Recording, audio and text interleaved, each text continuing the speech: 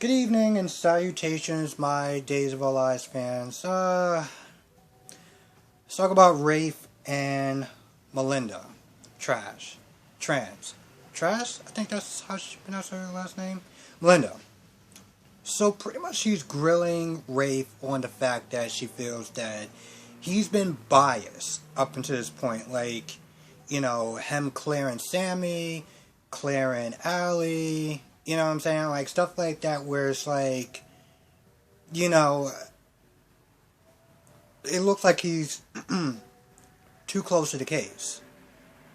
But I'm also sitting there thinking, well, if that was the case, then why did you actually appoint him? For going, for doing this case, where a lot of the suspects are too close to him. And there's a lot of other things too, like him talking to Ava to clear a trip, and stuff like that, where it's just like, well, you're staying with her. Like, what's going on with that? Like, Allie's like a daughter. Sammy is your ex-wife. Like, what are you doing? So she grills him hard about that, and she gets up into a point where she's like, "Listen, I'm getting the win. Somebody's head is going up on my desk. Now, I don't care if it's any of those people that you wrote or your head, but somebody's head is going up on my damn desk." That's pretty much where she's at. So after they argue back and forth, Rafe brings up the fact that there's a button that's missing, the red button. And, they both agree, listen, if we find a person who matches this code, then most likely we'll find a killer. Now, Bella is out there arguing with Sean. Because Bella, she drew up that whole paper saying, listen, if you don't tell my dad, I don't tell you. Sean is tight. He's tight because he's like, yo, listen, she goes free, she's going to wind up doing this all over again. What are you doing? You can't do this. The department needs to win. That chick needs to be in jail. What the hell are you doing? And, Bella's like, listen, I can handle myself. And Sean's like, what about our daughter? She's going to sit there and try to get her hooks into Claire again. Which, honestly, to tell you the truth, she starts to. Claire comes to Jan's room. And, she's already, ready to give her a piece of her mind, talking about, you did that, this, that, and the third, and you're going to jail, and yada, yada, yada. Now, Jan is behind on the times. She's like, you should thank me, because I hooked you up with Charlie, he's a great man, and yada, yada, yada. And Claire's like, yeah, he tried to RAP, yada, yada, yada. My cousin, he tried to hurt me. So he's not really a great man, and well, also he's been shot to death. So there's that. Now, up until this point, Jan has been like, we've been friends, and I don't really have anyone, and yada, yada, yada. And we could still be friends. And Claire's like, friends? What are you, nuts? Sorry, but like, no. That's not gonna happen for just obvious reasons. So at this point, she's just like, no, I want no parts to you, yada, yada, yada, that's it. Now, when it gets to the whole, what Charlie did to, what Charlie did to Allie, Jan reveals that she was a victim of RAP, yada, yada, yada also. And listen, at the end of the day, no one deserves that. No one. As much horrible stuff that Jan did, she doesn't deserve that. So, Claire's like, whoa, I didn't know that. Like, I'm sorry to hear that. And I'm sitting up there thinking, if Jan tries to use what happened to her as some sort of way to, get through her defenses and try to, befriend her again, I'm like, wow, that's just Like, that's terrible. That's terrible. That's low. Okay? Because that should never be used as some sort of weapon. You know, like, that is the worst thing that could happen to someone.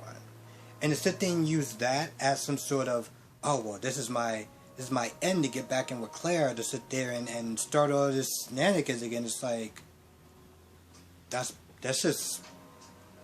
beyond words. I mean, it's terrible, but it's beyond terrible. And it's just like there's low and then there's that. So, last thing that Jan Spears says, you know, because Claire's like, you know, you're not gonna really, you're not gonna really have a future. You're not gonna really be doing anything because you're gonna be going to jail, like jail, like real jail. And Jan's like, no, because thanks to your mom, I'm gonna go free. So, you know, you could thank your mom Bella for that. Now back at the police station, Rafe comes out there.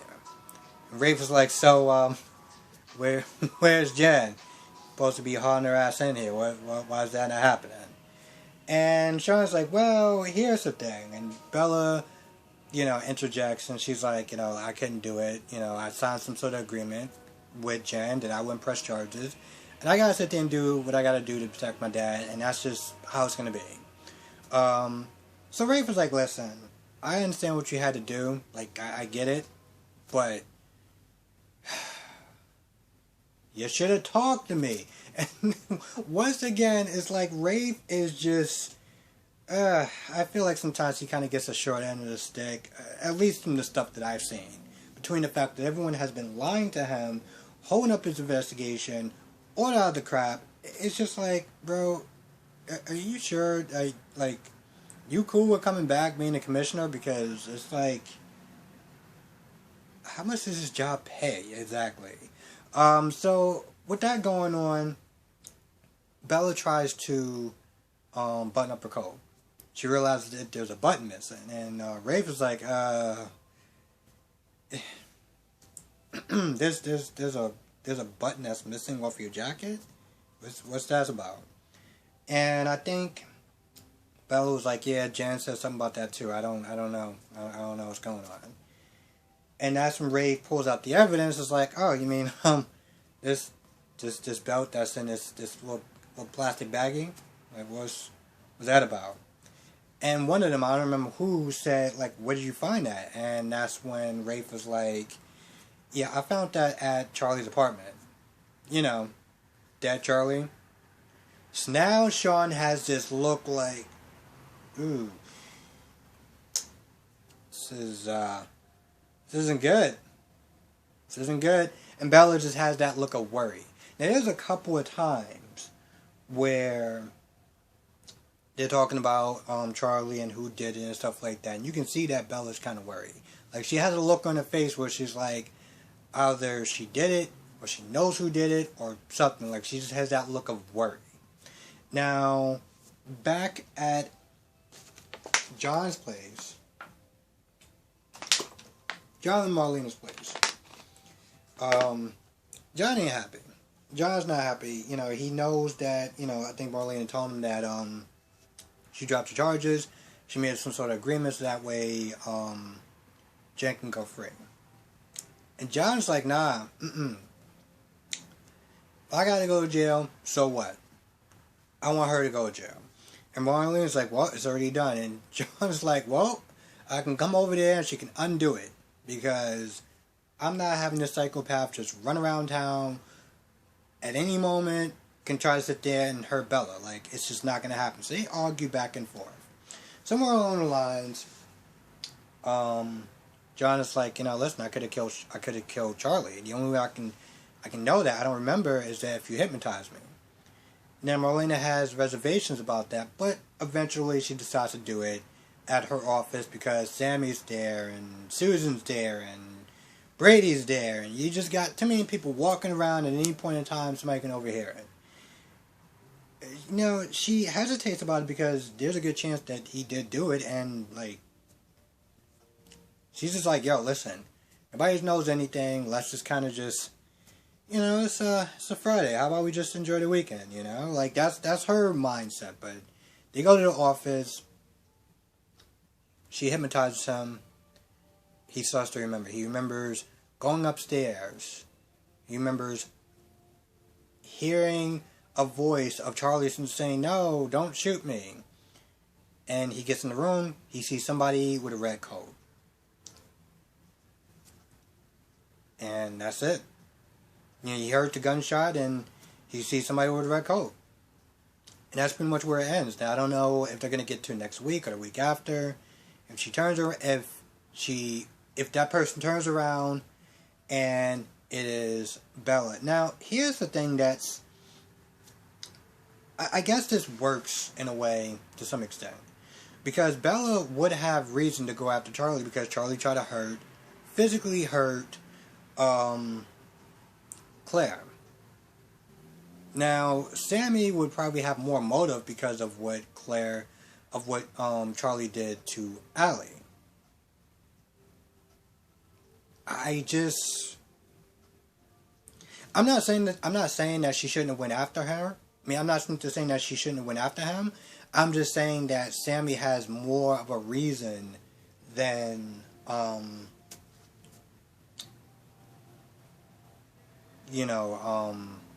Bella. Not to sit there and say that, like, listen, at the end of the day, if somebody tries to hurt your child, regardless if it's what happened to Sammy's daughter or happened to Claire's daughter, Bella's daughter, like, you're still going to sit there and go after the person for what they did. But the difference is Bella was able to stop Charlie before he did anything. But I guess we'll just wait and see what's going on with that. Now, the last scene I'm going to sit there and talk about is Trip and Allie. So, Allie's sitting there talking to Roman, and, she didn't even want to talk to him at first because she realized that he was going to be disappointed because, Allie took Kate's gun again to try to, handle things herself. And, Roman's like, listen, you didn't do it. You had a conscience. That works for me. So, they're hanging out. Trip comes over. And Trip is like, he came there to get some order, some food or whatever. So, while Roman, I don't know if Roman actually apologized to Trip for all of that. I mean, he's nice and friendly now, but... And I get it. He doesn't have, I get that they don't have time to have everyone sit there and apologize to him. But I'm like, y'all should technically be kissing this man's feet.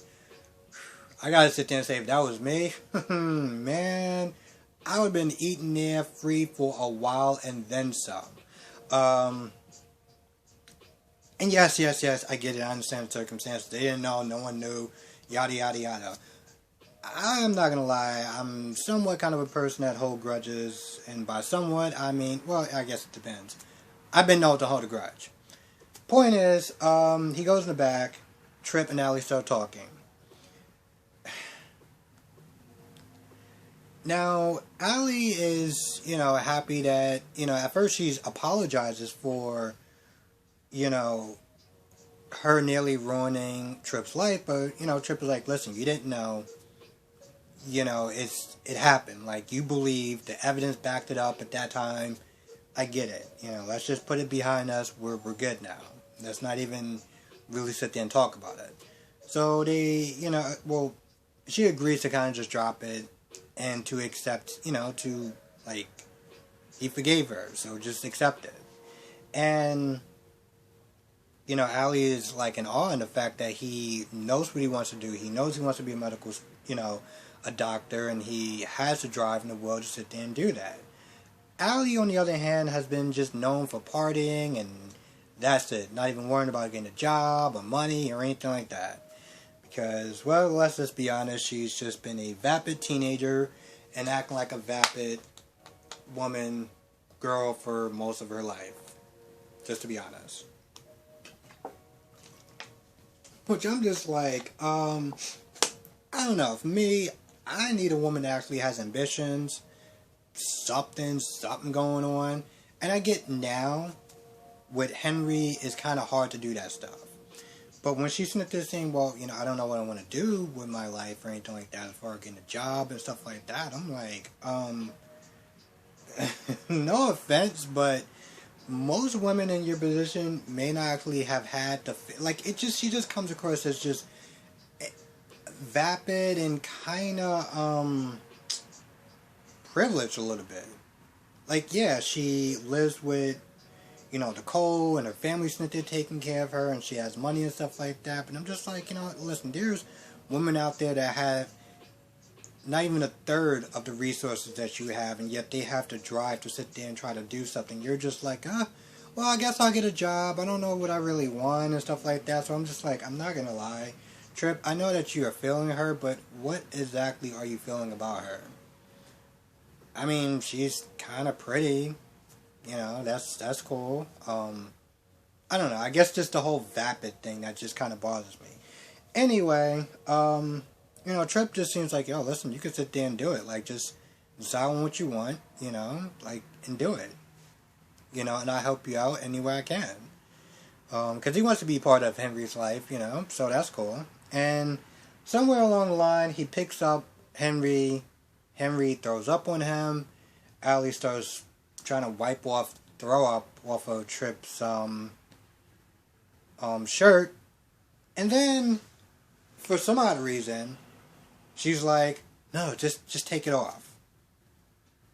Allie, you want him to pretty much go full Monty, nearly full Monty, and just start stripping in front of a crowded restaurant, or people that's there. And he starts doing it. I'm just like, what are y'all two doing? And if this was like their apartment or something like that, I would understand. But y'all are in a restaurant. The hell is wrong with y'all? So Roman comes in, and Roman's like,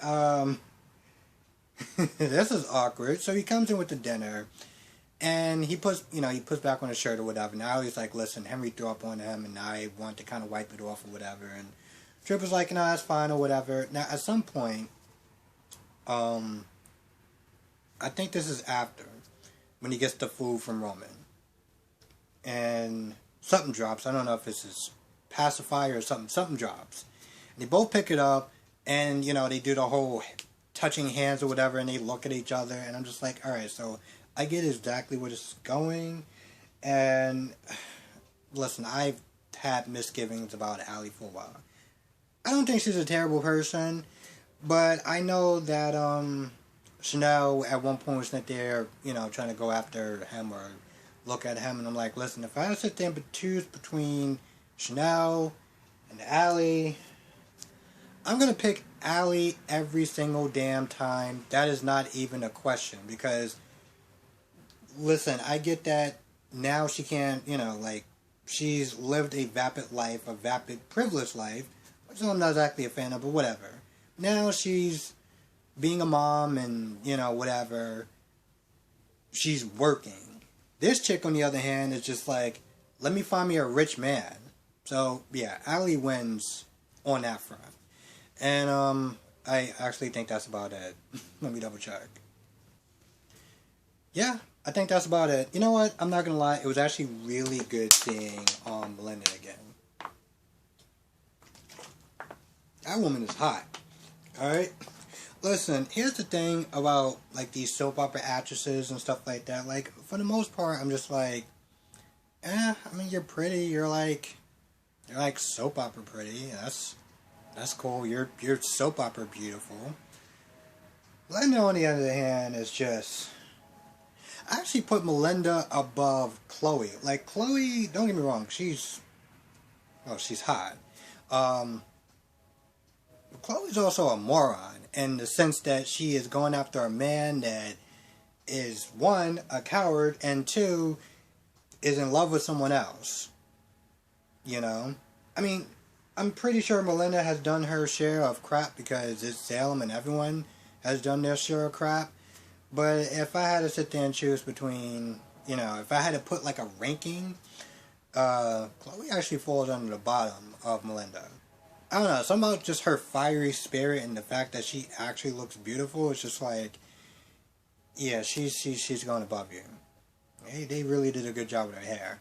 But with that being said, I'm going to go. I want to thank everyone for watching. I hope everyone has a great weekend. Let me know what your thoughts are in the comment section below.